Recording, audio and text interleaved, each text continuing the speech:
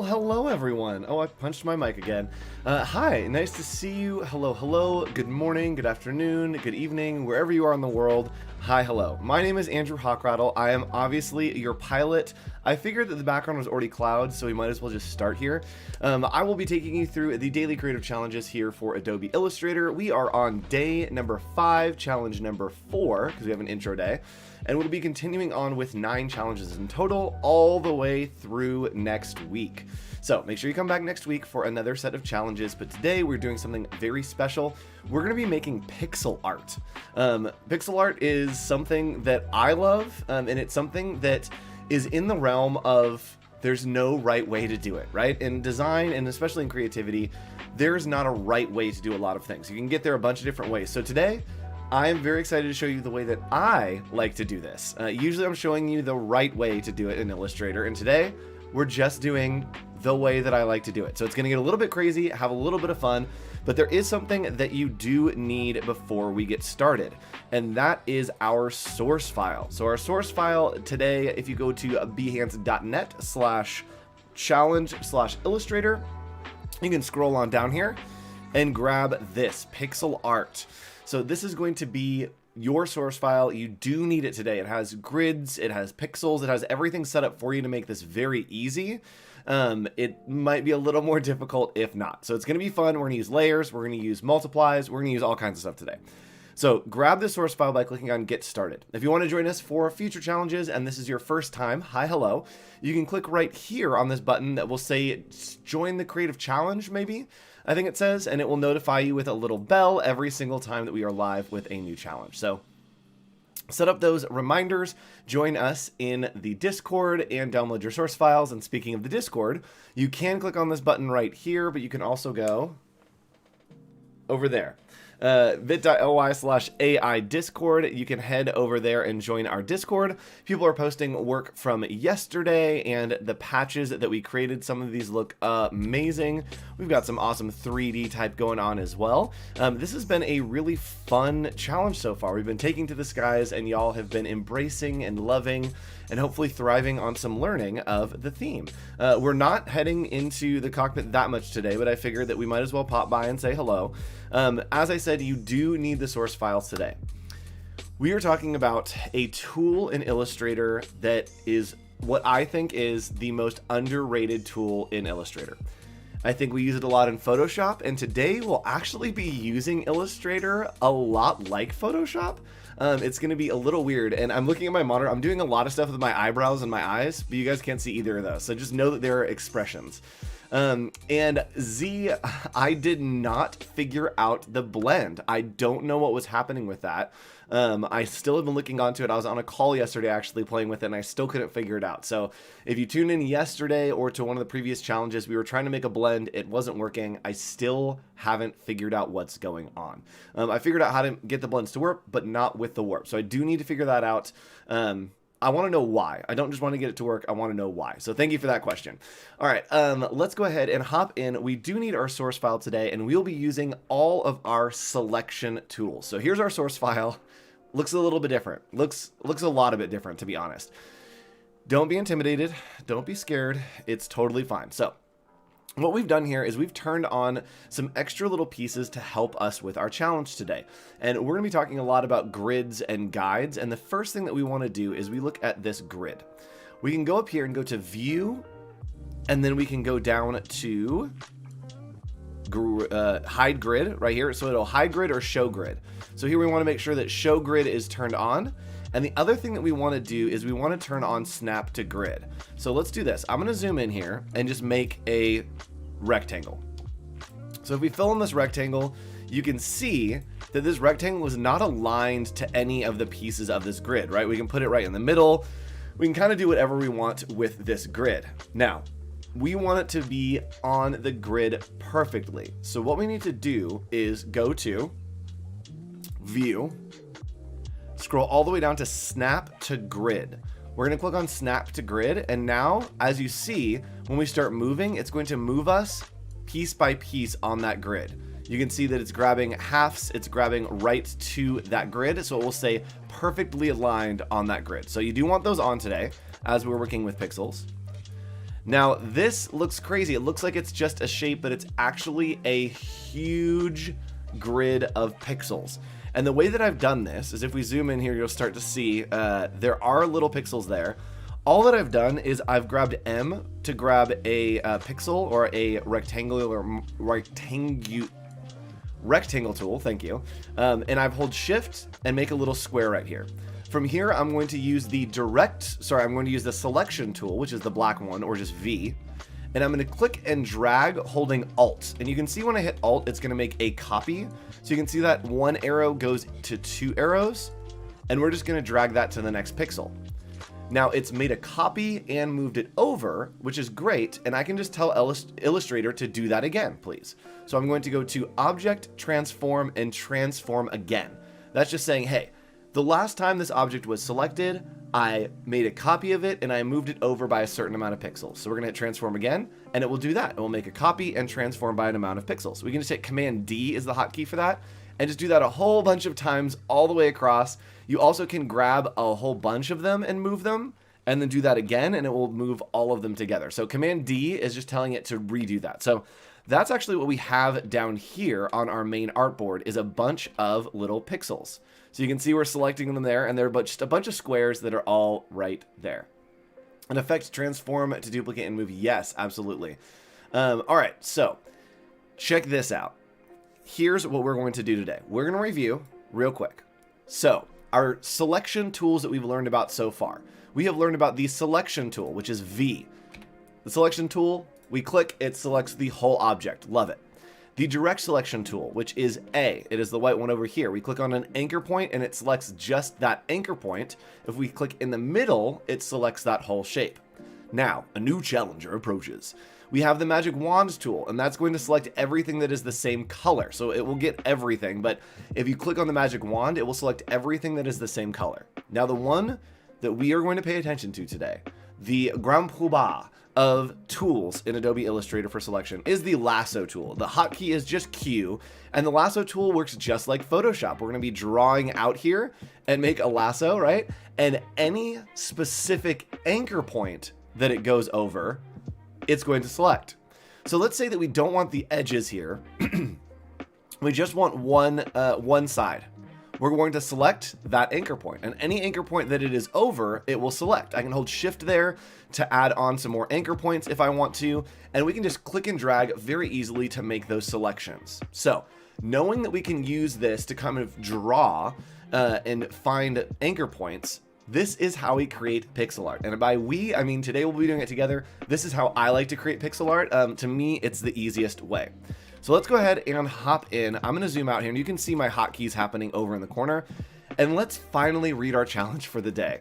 Challenge 4, create a pixel art avatar using grids alongside the Lasso and Direct Selection tools. Now, initially, I was going to create a portrait of myself, but I don't know if we could have pulled that off as quickly as we need to. So I made a little executive decision and decided to make a peach.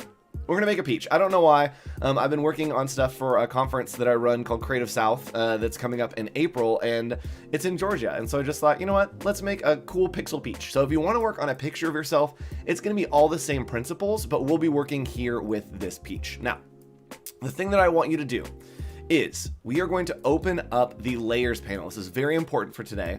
The layers panel has 3 different layers. We have your art. That's where it's your picture, it's your cat, it's whatever you want on to become pixelized, use on your art layer.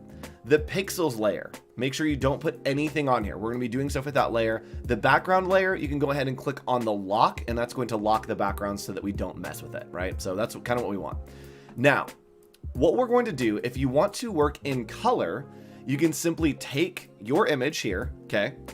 And we are going to align, using the alignment tools, align this to the center of our artboard. I'm gonna blow this up a little bit using the scale tool. That looks pretty good. All right, and right now you can see that it is multiplying. We've used a different blending mode to make it multiply. And if you want to, you can come up to your transparency and you see that it's not on the object. Now, if you're working in black and white, this is great if you're just trying to get a shape. We're working in color, so I'm actually going to change this for this one. What we're going to do is click on this little circle in the layers panel, and that's going to select the entire layer. And from there, we can change the blending mode of that layer. But you didn't know that. If you, again, select the circle, it will apply an effect to the layer and not just the object. So if we select the object, it is normal, but the entire layer, if we select it with that circle, is on multiply.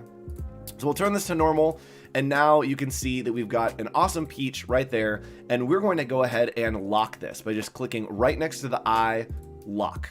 And now anything that we do, it's only going to select stuff underneath it because the background's locked and our image is locked. So this is kind of just used as a tracing guide.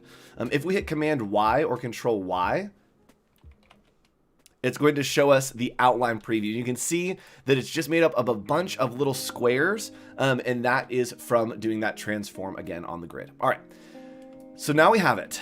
Now comes the most important part. We are going to start working in layers. We are going to build layers of color, of shapes, using that lasso tool to not just build in an object, but take things away to find the objects, right? It's going to be like carving marble. We're chipping stuff away to find the object. So we're going to start out with kind of the base, which will be this peach. What I want to do is I'm going to keep this pixels layer down here pretty much not worked on the whole time. So we're going to select the pixels layer, and we are going to go up here to duplicate pixels, and it will duplicate that layer, and we are going to rename this peach base. So we're going to make a new layer for each of these that we do, and we're going to go ahead and just lock this pixels layer underneath. We can turn it off for now if we need to. We just need it as a reference to be able to make duplications of it. Now we are going to grab the grab the lasso tool, or just Q. And all we need to do is we need to select everything that is not what we want to keep, right? This is where we start to carve things away. So we're going to click and drag. And remember, we're trying to select everything that we don't want to keep. So this is the base of the peach. We're kind of just going around. And instead of closing it here because it would select that peach, we're actually going to go out and go all the way around. So you want to get close to your original start point and then go all the way around and connect it back. What that's going to do is it's going to select all of these anchor points, right, that are outside of that peach. From there, we're going to hit delete, and it's going to delete all of those anchor points. Now that's great, except for the fact that now we will have really jagged shapes, right? Because we have just deleted anchor points, some of those edges are going to be at 45-degree angles, but we want them all at 90-degree angles. So what I'm going to do is I'm going to hit delete again, and instead of just deleting those points, it's going to delete any object that is still associated with those points. So we're going to hit delete again and watch what happens. So now if we turn off our art layer, you can see we've perfectly got our nice little, we've got our peaches right there, and it overlays, and we've got pretty much the peach shape that we want. Looking good. So again, this is just a super easy way to like kind of cheat doing pixel art by using this tool. So there we go. We've got the base of the peach, and I'm actually going to select all these, and we're going to make them a little peachy color. So I'm going to grab the eyedropper tool here and just make it a nice little peach color. Boom. Peachy keen. Just peachy.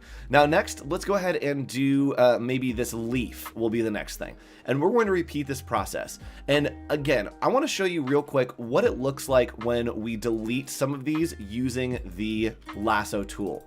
So when we're drawing using the lasso tool, we're clicking right and maybe taking out pieces of these, and we select something like that, right? We've drawn around, kind of done the opposite. And when we delete, you can see that it adds all these 45-degree angles. That's because it's deleting the anchor points and not the actual pixels or the squares that we've created on the grid. So when we hit delete again, it's then going to make it jagged, and it's deleting those shapes. So that's what's happening when we hit delete twice on that shape. So we have our base here looking good. Let's go ahead and make that leaf. So we can turn off the peach base. We're going to go ahead and lock that. And now we're going to turn on our pixels again. And what do we have to do? Yes, make a new layer for each element. So we're going to go ahead and go into duplicate pixels. We're going to name this one leaf. We can probably keep it green if we want. We'll turn off that pixels layer, and then we're going to zoom in here and just draw around this little leaf that's happening. Again, Q for our lasso tool. I got really quiet because I got concentrated. So this really doesn't have to be precise because it is going in pixels, but we can always go back and change stuff if we need to. Oh, I did the opposite of what I was telling you to do. So you'll do that a lot, is I don't want to select this, okay? So if I select this and I delete it, it's actually going to delete those pixels. I don't want that. I want to delete everything else. So remember, every time that you trace over something, you need to go around the artboard the other way. Okay, so let's do this. So we're going to go around, we're going to trace this leaf. Our leaf is going to be a little bit bigger, it looks like, because I'm not tracing well. And instead of connecting here, right, we want to select everything else to be deleted. And so what we can do is really we can just come out here and maybe just go all the way around this way. And again, there are going to be extra points, but that's fine. We can delete them. And we're going to select here. And now you can see that it selected all of the pixels outside. And we're just going to double tap delete.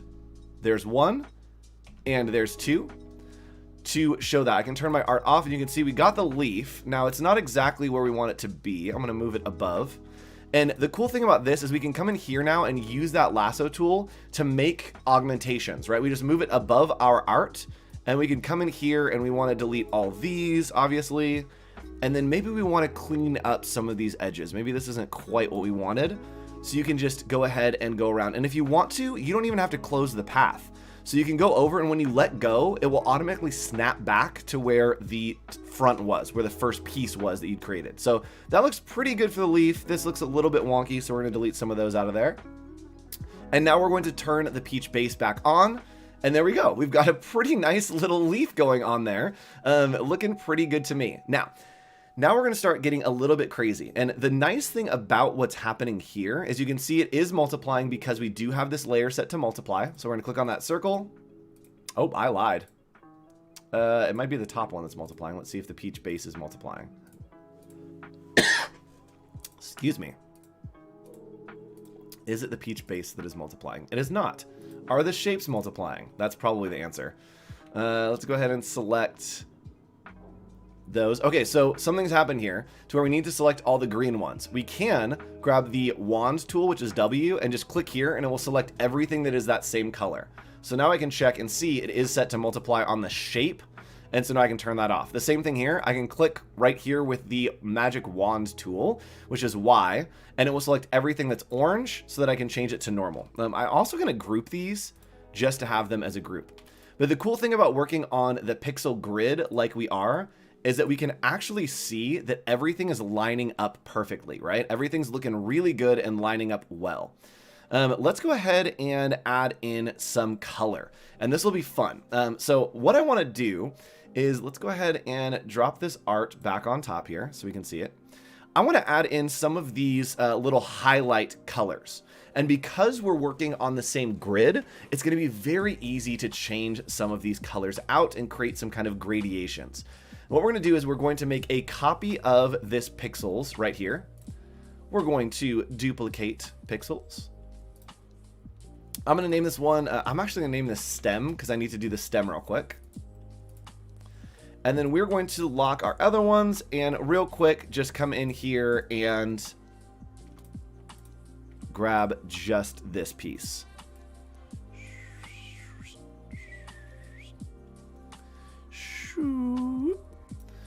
So what I'm going to do here is I'm actually just going to delete the points that are around it.